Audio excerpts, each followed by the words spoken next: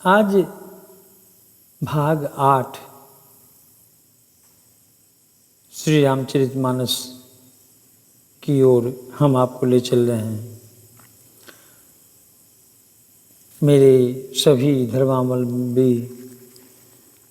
मानव धर्म के अंतर्गत हिंदू भाइयों, सिख भाइयों, मुस्लिम भाइयों, क्रिश्चियन भाइयों, सभी देशों के लोग, आप सभी मेरे सीताराम के स्वरूप हैं। इसलिए मैं आप सभी को सीताराम समझकर प्रणाम करता हूँ और मैं अपने गुरु को प्रणाम करता हूँ, जिस गुरु की कृपा से मुझे आपके पास श्री रामचरितमानस सुनाने का मौका मिला है। यह तो गुरु की ही कृपा है। नमोस्तु रामाय स लक्ष्मणाय दिव्ये च तस्यै जनकात्मजाय नमोस्तु रुद्रेन्द्रियमानिलेभ्यो नमोस्तु चन्द्राकरमुदगनेभ्यः तपस्ते जुमयं दिव्यं सर्वत्र शुभं प्रणमामि सदा भक्त्यां गुरुं पशुपतिं शिवम्। हे श्रोताओं, एक कहानी की ओर मैं ले चलता हूँ। एक साधु घर से विरक्त होकर जंगल की ओर चला। जंगल में उसे पक्षी और जंगली पशुओं को देखकर भय होने लगी। फिर वह घर की ओर मुड़ा। फिर घर में फिर उसे दिक्कतें आई। फिर वह पुनः जंगल की ओर गया। इसी बीच में उसने देखा कि कठिनाइयां तो सब जगह है। उसी जंगल में एक नदी बह रही थी। उस नदी के किनारे एक गिलहरी, जो अपने पूंछ से नदी का जल लेकर और आकर किनारे पर उसको डाल देती थी। साधु ने अपने दिव्य ज्ञान से, जहाँ तक उसे प्राप्त था, उस गिलहरी से पूछा, ये तुम क्या कर रही हो? गिलहरी ने कहा कि महात्मन, इस नदी ने मेरे सारे पूर्वजों को अपनी जलधारा में बहाकर मार दिया है। मैंने प्रण किया है कि मैं इस नदी के जल को किनारे पर डालते डालते सुखा डालूंगी।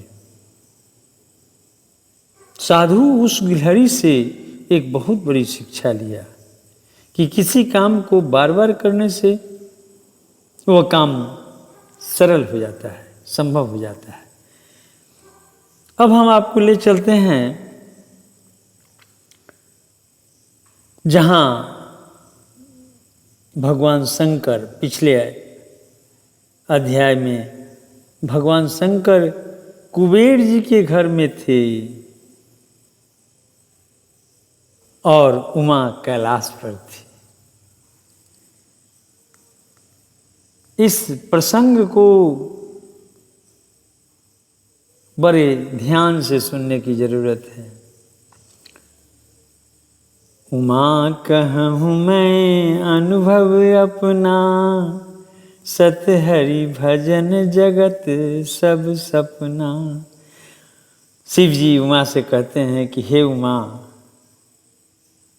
सुनो, सत्य भजन है और जगत सपना है। माँ कहूँ मैं अनुभव अपना, सत हरि भजन जगत सब सपना। तेहि मम पद सादर सिरुनावा, पुनियापन संदेह सुनावा। सुनीता करी बिनती मृदुवानी, प्रेम सहित मैं कहूँ भवानी। गरुड़ ने आदरपूर्वक मेरे चरणों में सिर नवाया और फिर मुझको अपना संदेह सुनाया। हे भवानी, उनकी विनती और कोमल वाणी सुनकर मैंने प्रेम सहित उनसे कहा, मिले हूँ गरुड़ मार्ग मह मोही, कवन भांति समझावो तो ही। तबहि होई सब संशय भंगा, जब बहु काल करिए सतसंगा। हे गरुड़, शिव जी कहते हैं कि हे गरुड़, तुम मुझे रास्ते में मिले हो, राह चलते मैं तुम्हें किस प्रकार समझाऊं। जैसे आप हमें इस चैनल के माध्यम से श्रोतागण मिले हैं, सब संदेहों का तो तभी नाश हो जब दीर्घ काल तक सत्संग किया जाए। शिव जी उमा से कहते हैं कि अगर बार बार श्री राम जी का चरित्र सुना जाए तो फिर तब संदेहों का नाश हो सकता है। सुनिए तहाँ हरि कथा सुहाई, नाना भांति मुनिन जो गाई। जेहि महु आदि मध्य अवसाना, प्रभु प्रतिपाद्य राम भगवाना। और वहाँ सत्संग में सुंदर हरि कथा सुनी जाए, जिसे मुनियों ने अनेकों प्रकार से गाया है और जिसके आदि मध्य और अंत में भगवान श्री रामचंद्र जी की ही प्रतिपाद्य प्रभु हैं। निज है नित हरि कथा होत जह भाई, पठबहु तहाँ सुनहु तुम जाई।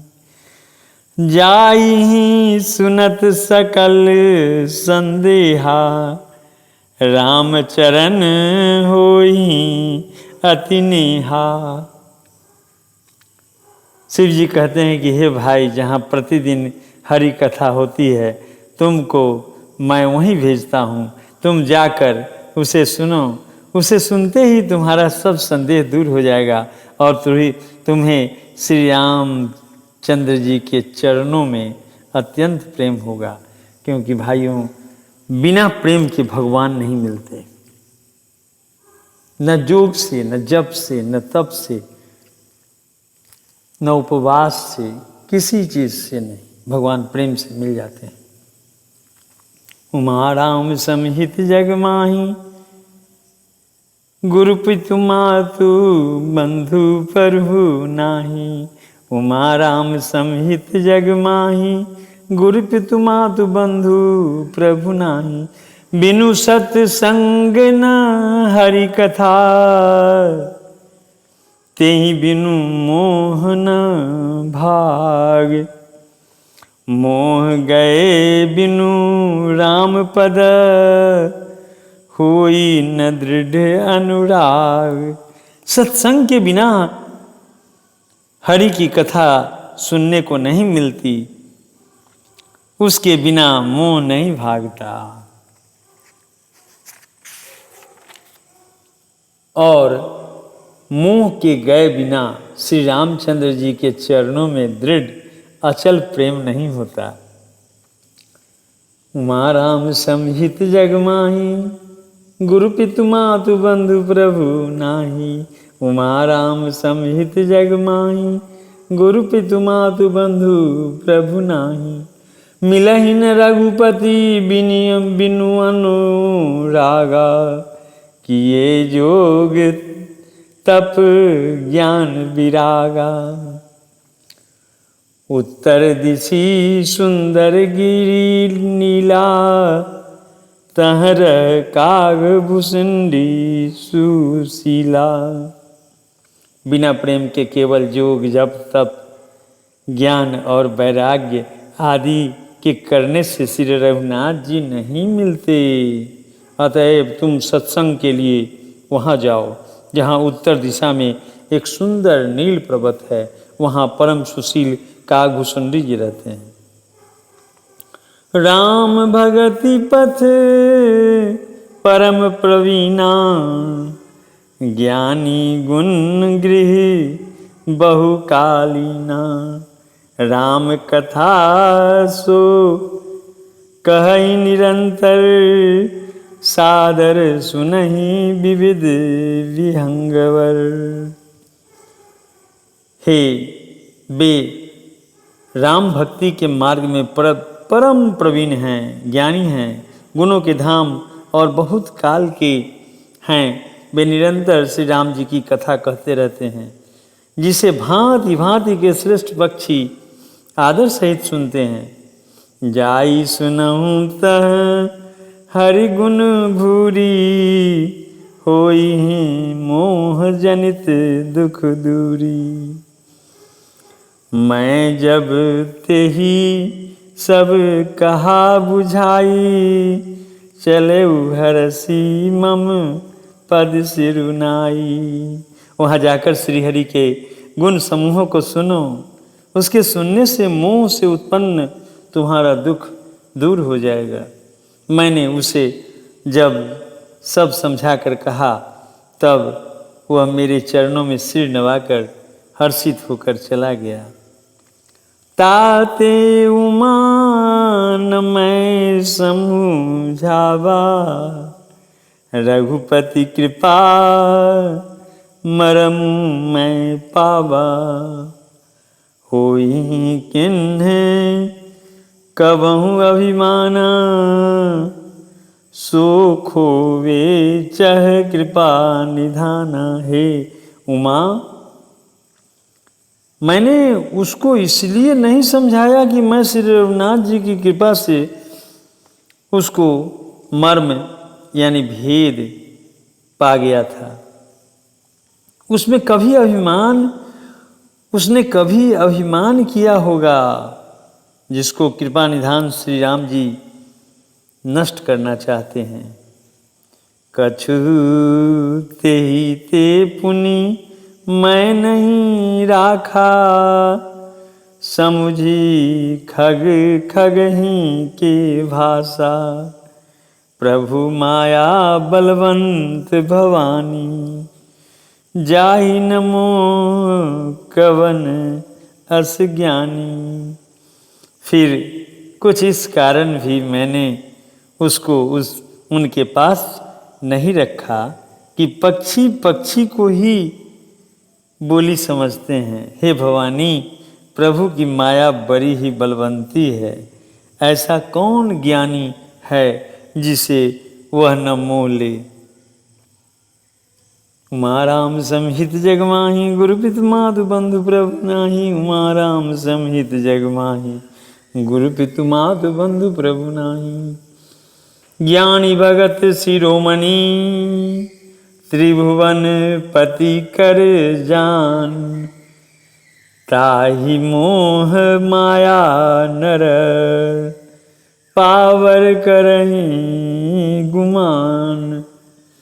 जो ज्ञानियों में और भक्तों में शिरोमणि है एवं त्रिभुवन पति भगवान के वाहन हैं, उस गरुड़ को भी माया ने मोह लिया। फिर भी नीच मनुष्य मूर्खतावश घमंड किया करते हैं। शिव बिरंची कहू मोहई को है बस बपुरा आन। अस जिए जानी भजही मुनि, मायापति भगवान। यह माया जब शिव जी और ब्रह्मा जी को भी मोह लेती है, तब दूसरा बेचारा क्या कर सकता है। जी में ऐसा जानकर ही मुनि लोग उस माया के स्वामी भगवान का भजन करते हैं। यहाँ तक कि माया तो ऐसी है कि ब्रह्मा को मच्छर बना दे सकती है। ब्रह्म करी मसक समाना। उमा राम सब हित जगमाही गुरु पितु मातु बंधु प्रभु नाही। उमा राम सब हित जगमाही गुरु पितु मातु बंधु प्रभु नाही।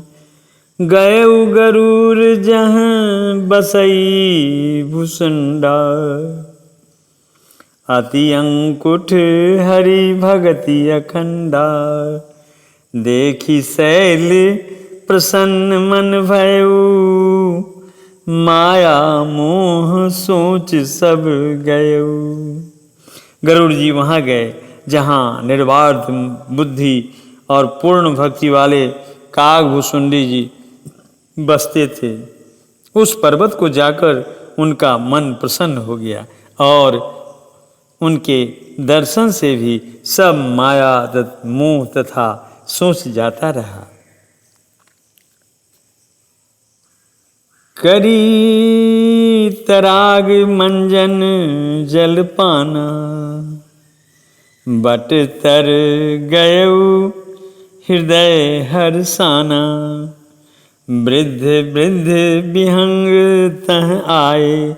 सुने राम के चरित सुहाए।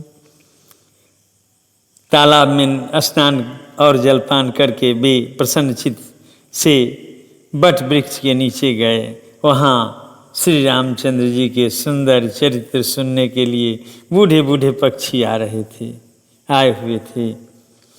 कथा आरंभ करे सोई चाहा। तेई समय गयउ खगनाहा। आवत देखी सकल खग राजा। हर्षेउ बायस सहित समाजा। भुसुंडी जी कथा आरंभ करना ही चाहते थे कि उसी समय पक्षीराज गरुड़ जी वहाँ जा पहुँचे। पक्षियों के राजा गरुड़ जी को आते देखकर काग भुसुंडी जी सारा पक्षी समाज हर्षित हुआ। अति आदर खगपति कर किन्हा। स्वागत पूछी सुवासन दिन्हा। करी पूजा समेत अनुरागा। मधुर बचन तब बोले कागा। उन्होंने पक्षीराज गरुड़ जी का बहुत ही आदर सत्कार किया और स्वागत पूछकर बैठने के लिए सुंदर आसन दिया। फिर प्रेम सहित पूजा करके काग भुसुंडी जी मधुर वचन बोले। उमा राम समहित जग माही। गुरु पितु मातु बंधु प्रभु नाही। उमा राम सब हित जग माही। गुरु पितु मातु बंधु प्रभु नाही। नाथ कृतारथ भयउ मैं। तो दर्शन खगराज। आयसु देहु सु करो अब। प्रभु आयसु केहि काज। हे नाथ, हे पक्षीराज, आपके दर्शन से मैं कृतार्थ हो गया। आप जो आज्ञा दें मैं अब वही करूं। हे प्रभु, आप किस कार्य के लिए आए हैं? सदा कृतारथ रूप तुम्हा। कह मृदु वचन खगेश। जई के स्तुति सादर। निज मुख किन्हे महेश। पक्षीराज गरुड़ जी ने कोमल वचन कहे।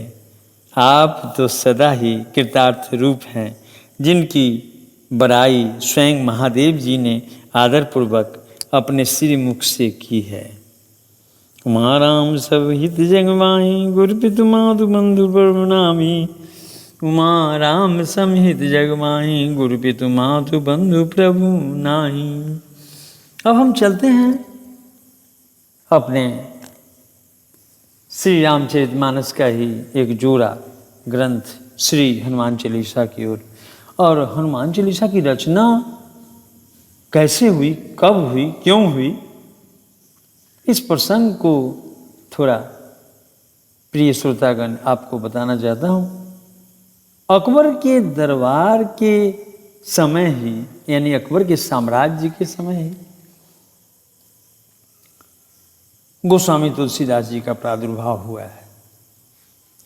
अकबर, सम्राट अकबर, जो जान गए थे कि गोस्वामी तुलसीदास भगवान के भक्त हैं, तो भगवान के पास